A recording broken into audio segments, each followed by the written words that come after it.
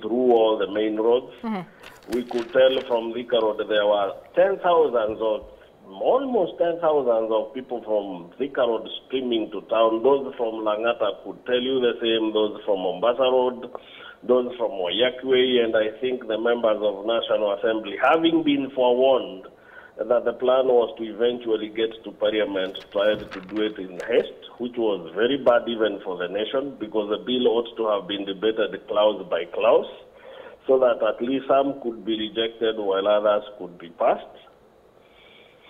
But after that, you noted that the people's anger boiled to a point where they broke into Parliament and we had what we had yesterday. A very sad day for the nation. Absolutely.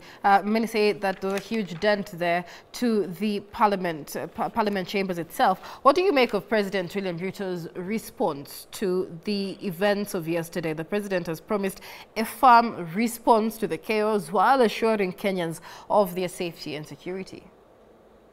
No, you see, firstly, the President must understand that those people who are out are the people he says he needs to protect. Because there is no way you are going to brand over 200,000 people criminals. And there is no way you were going to tell us that what the police were protecting in the Parliament were not the criminals, because the Constitution put all the powers on the people. And it says that the people delegate that power to people to represent them. When people say they reject the finance bill, then the Parliament has no business not rejecting the finance bill. It's the people on whose delegated power they operate that speaks.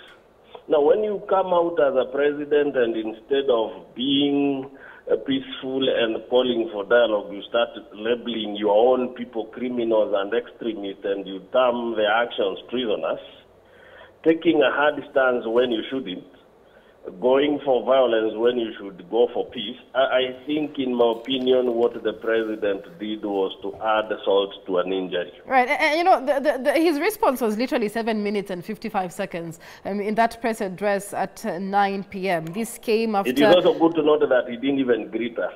Absolutely. This is after young lives were lost. There's many questions as to whether the police response, which had been forewarned really by the Interior Cabinet Secretary, was warranted at that time, and the president says that you know, these were criminals pretending to be peaceful protesters. However, what do you make of the fact that it is clear that the news that members of Parliament had passed the bill or voted to pass the amendments in the finance bill fueled the rage among the protesters? What do you make of the fact that the president did not mention the fate of the finance bill in that address, whether he will sign it or not, whether the concerns raised by Kenyans would be addressed? What do you make of that? I don't know why he didn't talk about the bill and the fate of it, because the finance bill is the cause of all this chaos. We expected him to tell us what becomes of the bill, because apparently it is what had taken the protesters to the streets. He didn't. Now, I don't know, but President Ruto is not predictable. He might fail to assent to it in a way to quiet the situation, or he may go on arrogantly assent to it and, as he told us, have the military take over and see what we can do. But I would say he needs to reason to the words of the former president, President Uhuru Kenyatta, who said that he must stop speaking at us and listen to our cries. Because when the people come out in such numbers, it tells you something is amiss. And as a good president, it is always good to listen to your people. He must understand that Kenya now has two types of protesters. Those who come from slummy areas that are used to throwing stones and being violent, the peaceful demonstrators we were used to for the time the demonstrations have been going on. And it is him as a president know how he shall handle the two types of demonstrators, because they're all his people, and he can't label them criminals and terrorists and extremists instead of listening to them and addressing their cries.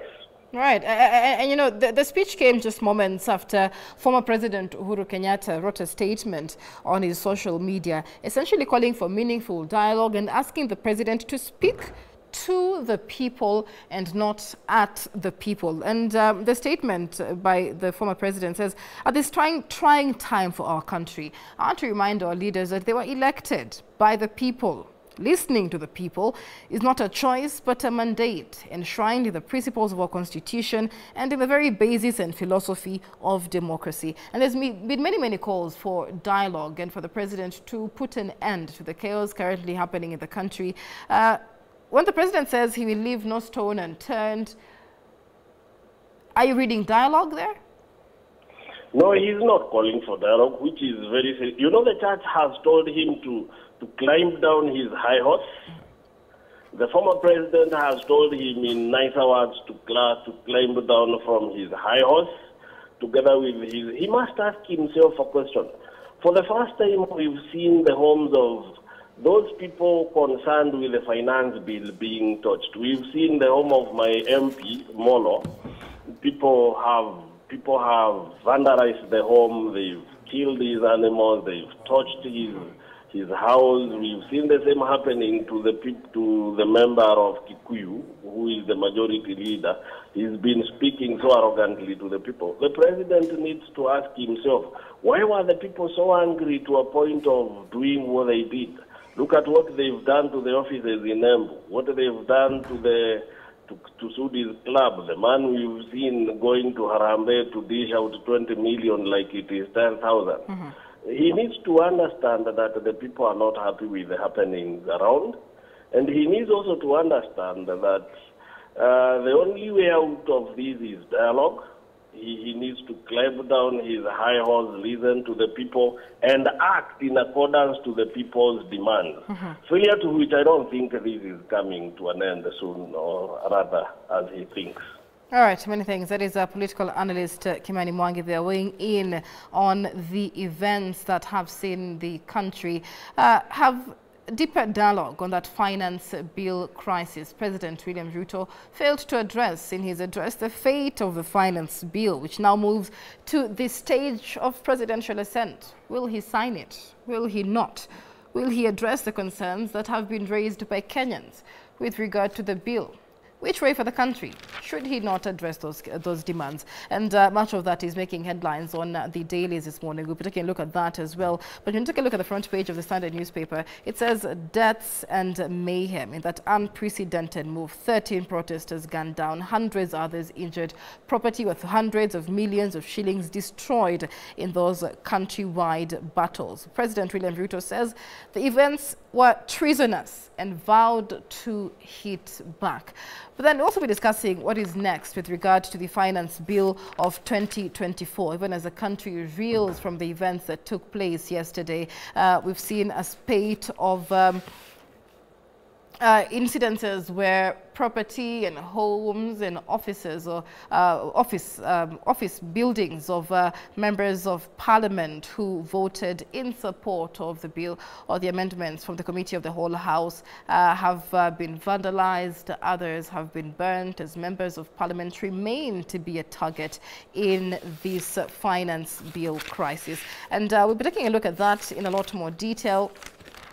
And when you take a look at page 7 of the Daily Nation, we have a list there of how your members of parliament voted on the report of the National Assembly Committee of the Whole House. But let's bring in one more political analyst, Kimaru Mathenge, as he weighs in on the events taking place in the country. Mathenge, a very good morning to you and many thanks for making time for us on New Dawn. Kenya has literally ground to a halt, especially yesterday as Gen Z made good their threat to occupy parliament. What are your thoughts this morning? Good morning. We are looking back at what is happening in Kenya. I think we need to have a serious dialogue, depending on exactly what happened yesterday. If you look at what has happened with the young people that also the president congratulated yesterday, we see some change in this country. And we see that those people were actually doing the right thing because they were picketing, they were doing whatever they're supposed to do as per the constitution of the Kenya. But you also need to understand if they were infiltrated by people who actually had no good meaning for the same. Because we might be looking at an issue whereby human shields, like you have seen in other countries, were used on innocent young people who had issue-based conversations that they brought to the street. Because if you look at what happened yesterday, you might be convinced that there are some people probably who actually planned for this thing, and they knew that this is the door and this is the exit. So they actually went to the innocent Kenyans, brought them to the streets, so that they can confuse the security people to understand that there is no problem. Then they knew that probably when the voting was supposed to be done in Parliament, they were to bring people who could bring mayhem. Looking at what happened yesterday, you may be convinced that probably even the people who went to Buge are not no more people that you can actually say that they were having issues with the Finance Bill 2024. So these probably are people who were taken from somewhere and were given clear instructions. Look at the way they entered. Look at the way even some, the conversation that they had inside Bunge. Look at them. So they look like people who have been trained or something. People who had been given clear instruction that this is what you are supposed to do once you enter that place. Right. People who don't even fear that the security is around. They don't fear that they might get in the harm's way. So that was very unfortunate. I'll say very unfortunate day for Kenya. Absolutely. And so dozens of young lives have been lost in the wake of these protests, including those who were shot dead outside Parliament buildings and within the precincts of Parliament itself. What are your thoughts on the address by President William Ruto last night with regard to capturing the emotion and the amount of loss that the country was looking at? One thing I'll say that it is very difficult to be William Samoei Ruto being president at the moment. It's very difficult.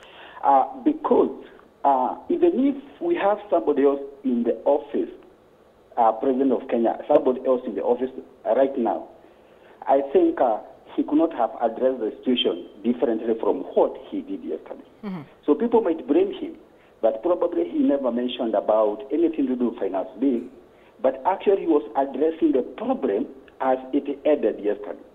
Because the finance, to him, I think he also felt like the finance bill has been hijacked. The conversation has been hijacked. And now he was actually addressing the criminal activity that happened yesterday. And the criminal activity is also a threat to the nationalhood of this particular country. So, and that's why he also said that you should have conversations based on the Constitution of Kenya.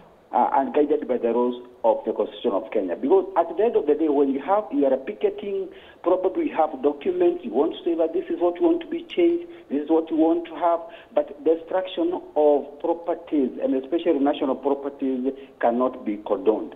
So I'm saying, I support people who are on the road doing picketing, but in the right way.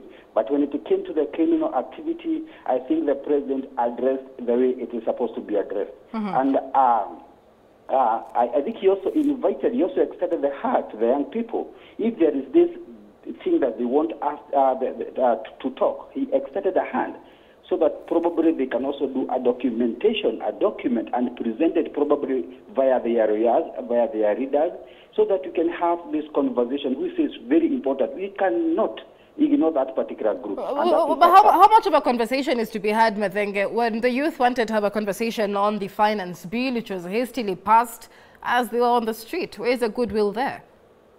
No, I think the president on Sunday, when he was in Nyahururu, he addressed the issue and he meant well for the youth of this particular nation. He wanted to have a conversation. But if you look at the social media, people hyped, and actually they hyped against that particular issue, which is very important. And I think even if it's today that a group of people want to meet the president probably at State House, using the right mechanisms, he'll not shut the doors on them. So that is one thing that I know. He cannot shut the doors on them. So he'll have this particular conversation. But as a nation, we also need to agree on that and ask ourselves whether our political group is doing the right thing. All right. Are they practicing extremist also on their side? Okay. That if, yes. Many thanks. That is a political analyst, Kimaru Mathenge, speaking to us on his views on the events that took place yesterday. We take a break here on New Dawn, but it's interesting to remember that in the face of it all, the defiance of the young Kenyans participating in those anti-tax protests continued to chant anti-President William Ruto slogans, even as they carried away the bodies of their departed colleagues and fellow protesters on the streets. What does that mean for the country, as well as concerns of a lack of trust between the youth and the government with regard to promises that were made and largely were not kept with regard to the demonstrations? We'll be discussing that, as well as a look inside the abduction squads targeting top organizers of the protests as Kenya grinds to a halt. Do stay with us.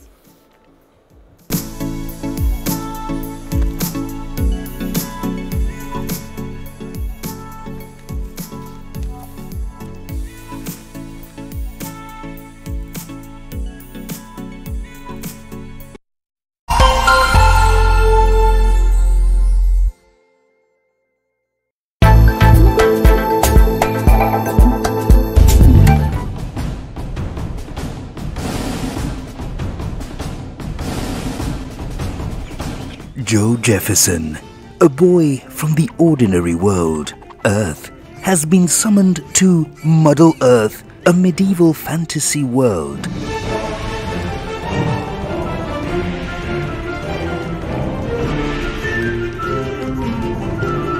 Full of monsters, mayhem, and he must fight evil on behalf of the wizard Randolph.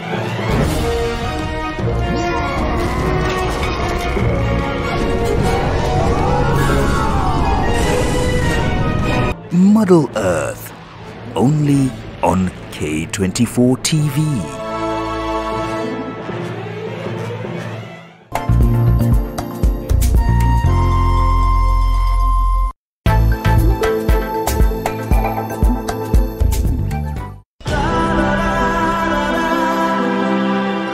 Step into a world of emotions, relationships. Kumbe mama, ulikuwa unafikiria kuolewa tena? Yaani unijali hata kidogo, wewe ni mbaya. Dilemmas and complexities of life. Mwanamke hamhitaji mwanaume ili aweze kuwa na furaha. Love. Vedika, kiukweli mimi nakupenda sana wewe. Betrayal. Mimi nilikupa kila kitu ambacho wewe ulikuwa unakihitaji. Lakini leo umeamua kunidanganya na kuusaliti uaminifu wangu. And secrets. Tafadhali usimwambie Sahil kuhusu hili. Get ready for an emotional roller coaster ride filled with drama. Sahil wangu yuko wapi? Nataka uniambie Sahil yuko wapi? Sijafanya chochote kile Sahil jamani. Passion. And unforgettable moments. Don't miss Aapke Ajanase every Tuesdays to Fridays on your favorite TV station, K24. We interrupt this program to bring you some breaking news. Meet the team of undercover teenage spies working for a fictional version of the secret intelligence agency known as the MI9.